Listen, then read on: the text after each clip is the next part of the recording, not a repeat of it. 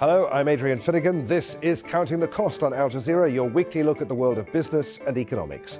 This week, US sanctions on Iran are back. As Europe vows not to step into line, we'll look at how difficult it is to resist the financial might of the dollar.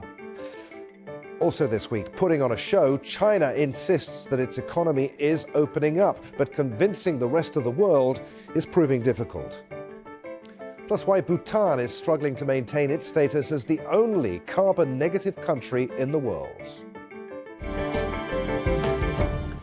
As of this week, Iran is now effectively shut out from the dollar-dominated financial system. US sanctions on Iran have snapped back into place, and they're aimed right at the heart of the Islamic Republic's economy, oil. They also target shipping, banks and financial entities that enable Iran's oil trade. The goal is to make Iran curb its missile and nuclear program. Now, if you're wondering why the oil market hasn't moved dramatically, it's because 8 countries got a 6-month waiver. China, Taiwan, India, South Korea, Greece, Italy, Japan and Turkey, Iran's biggest customers. So that helped keep a lid on any global oil price disruption, for now.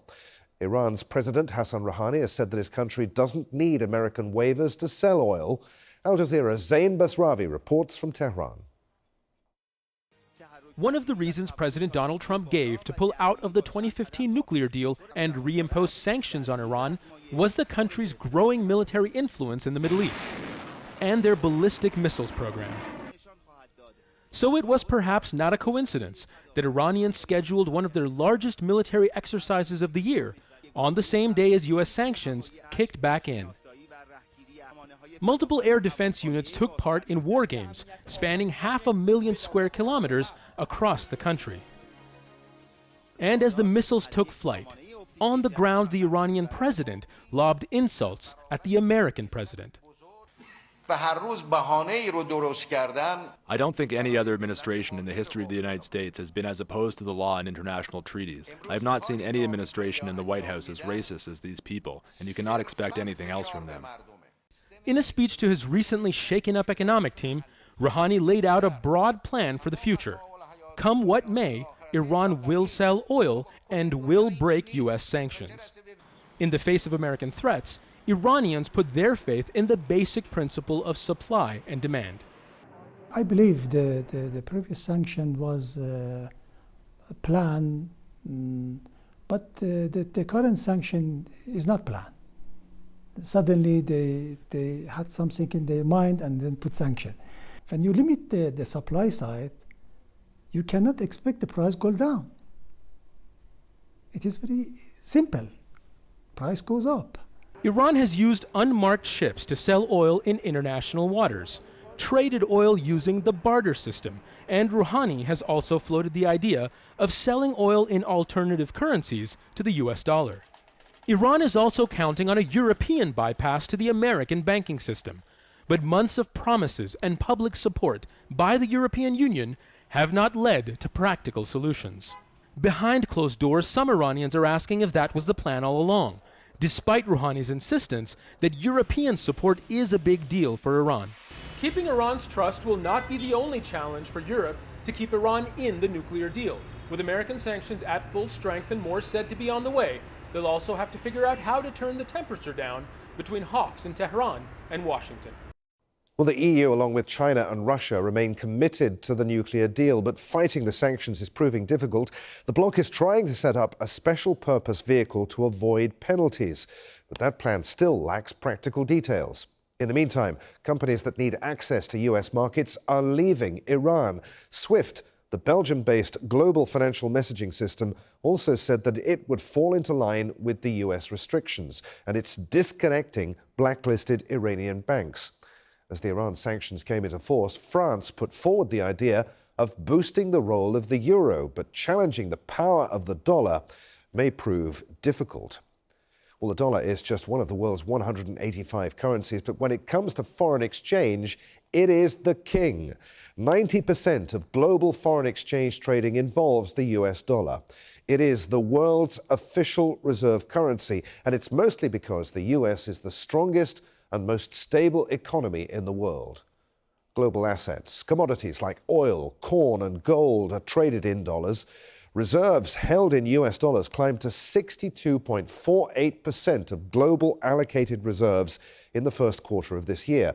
The euro, introduced in 1999, is the second most commonly held currency, but it's far behind the dollar, accounting for around 20% of global reserves.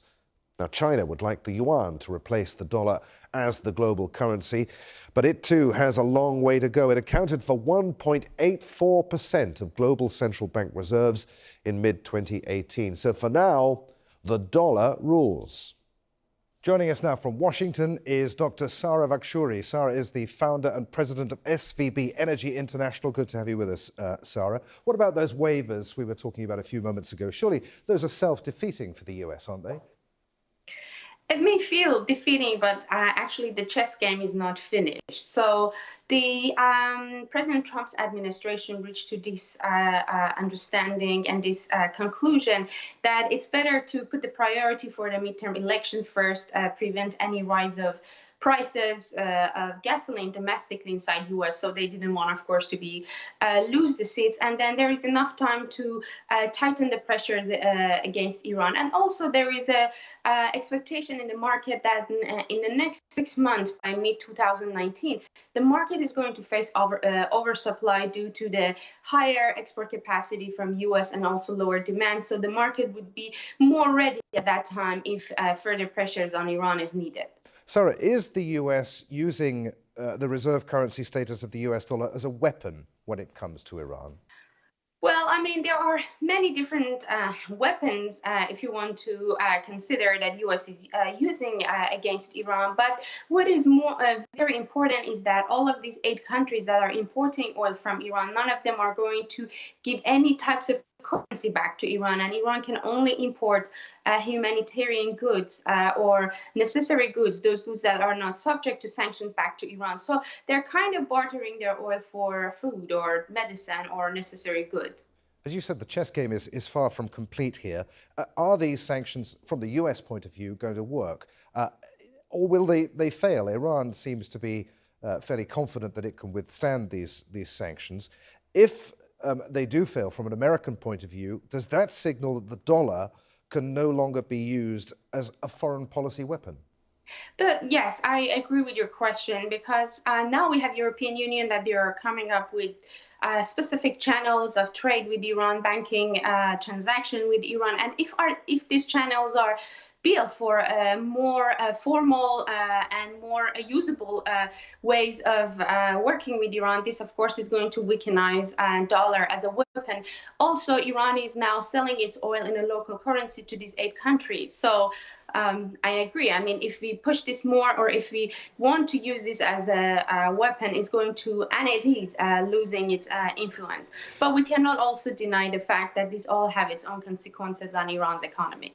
Obviously, any sanctions regime is bad for Iran and the Iranian economy, but who benefits here? Is it US oil producers? Is it Saudi Arabia? Will Iran end up losing market share at what is a particularly important time for the oil market? Well, yes, in that sense, if you look at it, especially in 2019, that the market expects much higher U.S. oil in the market, both on the production side and the export capacity. The pipeline, the capacity of export is going to raise significantly from United States. And obviously, none of the supplier, mostly none of the shale supplier, want to have a lower oil prices, because it has a negative impact on the shale production. So Iran's sanctions would definitely benefit major producers, not only Saudi Arabia and US, but also helps Russia. If you want to look at that, any major producer would benefit from not having another significant producer in the market to take over their market share. But at this point, what the market expects is that Saudi and Russia both kind of expanded their export as much as they could, and they kind of grabbed the market share as much as they could. So what we have is the US. The market share that could expand in the next few months by mid-2019. And one final question: how long can Iran's economy withstand these sanctions? What happens if Iran basically goes bust and can't provide basic public services? I mean, who bails them out? Well, the thing is that this is not the first round of sanctions on Iran. So Iran's oil was sanctions more than 50 years ago when they nationalized their oil. So the Iranian government, their psychology is they're built based on living under the sanctions, and their priorities and their policies, they're always shaping based on how they can be more resistant. On Iran oil industry, if you look at it, even though the nuclear sanctions were lifted in 2015, Iran expanded its domestic condensate processing capacity in an expectation of future sanctions, which brings us to today that Iran's condensate is also part of the sanctions. So they're basing their country and their economy, their industry, based on to be resilient every day more than the day before. Iran's economy could still survive this round of sanctions, but what is really hurting Iran's economy is the corruption, the domestic corruption, lack of management. So that's what really could hurt Iran's economy. But would these sanctions cripple Iran's economy to extent that the whole system would collapse? We don't expect it. Sara, really good to talk to you. Many thanks indeed, Dr. Sara Vakhshouri there in Washington. Thank you. Still to come on Counting the Cost, why Ivory Coast's white gold is now at the centre of the US-China trade war. But first, rethink your budget or face fines. That's the message from the European Commission to Italy. The government in Rome has put forward a rule-busting spending and tax cut plan. The expansionary measures are designed to grow the economy, but the EU says the proposal is an expensive miscalculation. It's the first time that a member state's budget has been rejected by the bloc. The Italians now have until November 13th to resubmit. The founder of the World Wide Web says the internet is broken, but that he has a plan to fix it. Speaking at the Web Summit Tech Conference in Lisbon this week, Tim Berners-Lee said that there's been a big change in the web since he invented it nearly 30 years ago. His foundation has released a new contract for the web with guidelines for companies, governments and individuals to protect an open web. The contract will be published in May next year, at a moment when half the world's population is expected to be online.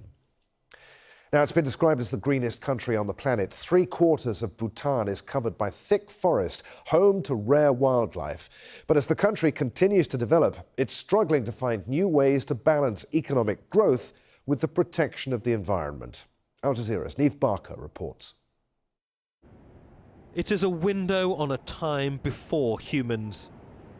Bhutan is the only carbon-negative country in the world, producing more oxygen than it consumes. At least 60% of the country must be forested. It's enshrined in the constitution. But as Bhutan slowly embraces the modern age, keeping it this way is a huge challenge. The pristine wilderness is home to one of the rarest animals on Earth, the Himalayan snow leopard. By careful conservation, Bhutan successfully managed to maintain numbers.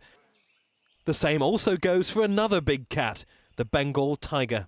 For a small country like Bhutan, sandwiched between India and China, we are also, one of our biggest contributions is being very symbolic of the things that we can do when we have the right leadership, when we have the right vision and the right commitment from the people. There are stories of large predators stalking these ancient forests for generations, which is probably what gave rise to the legendary story of the Migoi or Yeti. In reality, though, in addition to the big cats, there are also wild boar and black bears here. Living in close proximity to these creatures is a major concern for farmers worried about keeping their livestock safe. Every evening, Lakpamo keeps watch over her fields, while boar and deer often devour her crops. She resorts to age-old techniques to safeguard her livelihood.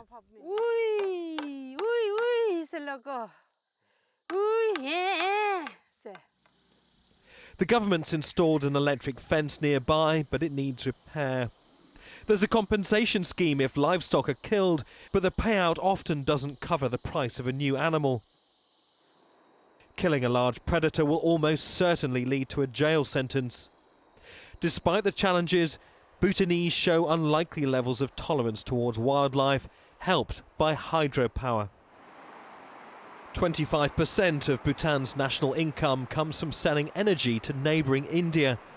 It also allows the government to provide farmers with free electricity. But hydro projects account for half of the national debt. Political promises. Conservationists fear the country may compromise its forests in order to balance its books. We owe huge sums of money, sums of money we cannot afford, sums of money that have been borrowed from international agencies, from the World Bank and the Asian Development Bank. Man is such a greedy force, and the natural resources are the easiest way to make money. The pace of change is increasing. The country's future depends on preserving a delicate balance between humans and nature. Now, this week, China's President Xi Jinping vowed to further open up access to the economy for foreign companies. He was speaking at a big trade show in Shanghai. From there, our China correspondent Adrian Brown reports. It is only from the air that you get the scale of this vast event happening on the edge of Shanghai, China's commercial hub. The expo is part of an effort to rebrand the country's global trading image. It was planned long before the United States began imposing tariffs on Chinese imports. Many heads of state and prime ministers are here, but none from the world's leading economies. At the opening ceremony, President Xi Jinping once more presented himself as the guardian of free trade, or at least his version of it. China is committed to further opening up and promoting free trade. China will remain a strong advocate of global openness and will be the main driver of global economic growth. He didn't refer to China's trade dispute with the United States, but warned against a winner-takes-all mentality. The president also failed to mention some of the complaints that foreign executives have about doing business in this country. They complain that the Chinese leadership's public commitment to free trade often aren't borne out by its actions. US companies are represented here, even if their government isn't. Proudly flying the flag, a Salt Lake City health products company that arrived in China 18 months ago, but is still waiting for regulatory approval. The time and length and cost and uncertainty of approving and getting a blue hat has made it so difficult for all external companies to come in. Foreign firms often have to enter into a joint venture as a condition for doing business here. But that didn't bother this Italian furniture designer, who actively sought such an arrangement. Yes, of course, because we would like help from Chinese company. You know, to be a Chinese is we know a lot of things we cannot develop well. Shanghai's dazzling nighttime skyline is often touted as a symbol of China's openness. But some economists warn that if its leaders fail to deliver on the promises made at this expo, those flashing lights could one day become warning signals. Joining us now from London is Greg Swenson. Greg's the founding partner of London-based Brigg Macadam, a finance company which focuses on investments and emerging and frontier markets. Greg, good to have you with us once again. Xi Jinping said this week that he was going to reduce tariffs, open up his country's market to the world, even promised foreign investors to tighten laws to protect intellectual property rights in China. What are we to make of that? Yeah, I mean, that would be great if he did all those things. You know, it's a good sign, and I think maybe he's responding, and I hope that he's responding to the direction of President Trump, and he's responding to, you know, obviously trying to mediate or at least make some compromise. But it's clear, and I don't think there's any dispute that China is a systematic trade cheater, and IP theft is a major part of that. So I think that if he is truthful and he actually means business, that's a fantastic sign, and I hope that's the case. I really do. Donald Trump's party, the Republicans, of course, lost control of the House in the U.S. midterms. How is that, or is it going to affect U.S. trade policy in any way? Well, we don't know yet, but I don't think that the president will ever, you know, will ever get into a real dispute with Congress on this particular topic, because it's one of the few things where the left and even the progressive left is actually supportive of the president's policies. Charles Schumer, for example, the Senate Minority Leader, has come out on several occasions supporting the president, getting into, trying to fix the problem of China and Chinese trade. So it might be the one area where there is some sort of unity between the right and the left, between the Republicans and the Democrats. So I don't think this will be an area where the Congress puts up any great barriers. And frankly, it's the Republicans that would have done that when they were in the majority, because there's more, pro-business, pro-trade Republicans, whereas the Democrats, I think, will have no problem with any sort of, tariffs and trade barriers. But would that support, that cross-party support, extend to the president expanding his trade war? Say, for instance, if he wanted to reintroduce tariffs on the European Union, or even withdraw from the WTO?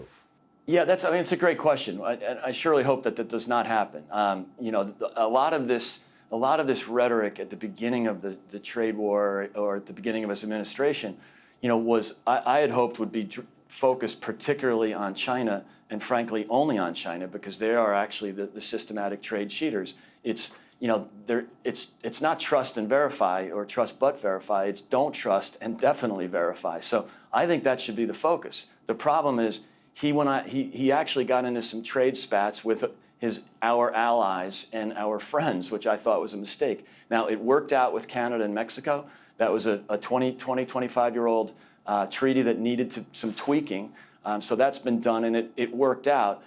Same with the EU. I mean, he came out of the gates with tariffs on steel. Everybody was upset, and everybody sort of come around, and even the EU. So look, I thought in retrospect that it was a mistake. I think it was a distraction. I think the focus on China is much better, and I think he'll get support from both sides of the aisle on that. Greg, really good to talk to you. As always, many thanks indeed for being with us. Nice to be here. Thanks, Adrian. And finally this week, rubber tree growers in Ivory Coast are emerging as the latest casualty of the trade war between America and China.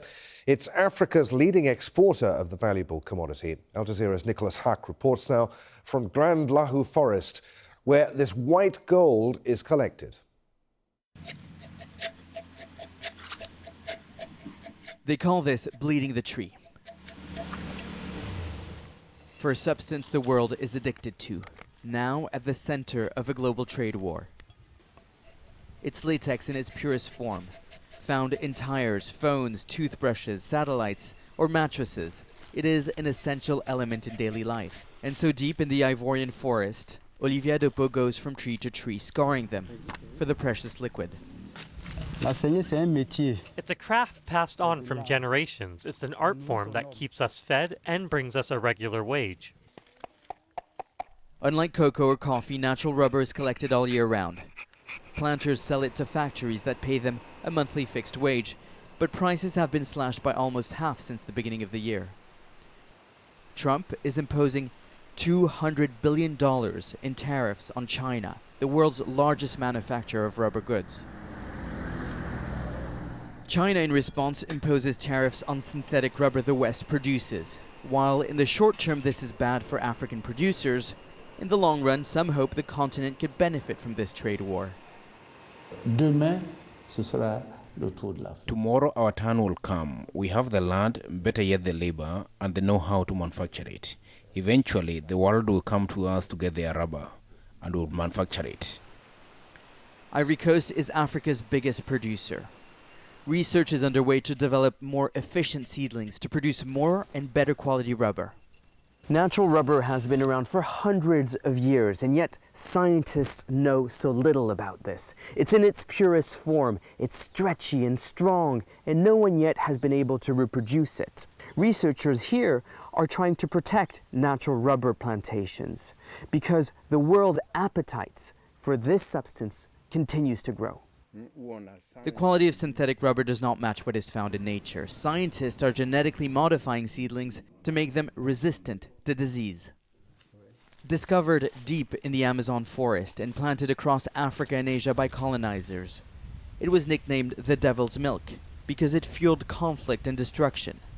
Unaware of the global trade war, and despite falling prices, Adopo calls rubber white gold, at least for now. And that's our show for this week. If you'd like to comment on anything that you've seen, you can get in touch with us by following and tweeting me. I'm at A Finnegan on Twitter. Please use the hashtag AJCTC when you do. Or you can drop us a line. Countingthecost@aljazeera.net is our email address. There's plenty more for you online, as always, at aljazeera.com/CTC. That takes you straight to our page. There you'll find individual reports, links, even entire episodes for you to catch up on. But that's it for this edition of Counting the Cost. I'm Adrian Finnegan from the whole team here in Doha. Thanks for being with us. The news on Al Jazeera is next.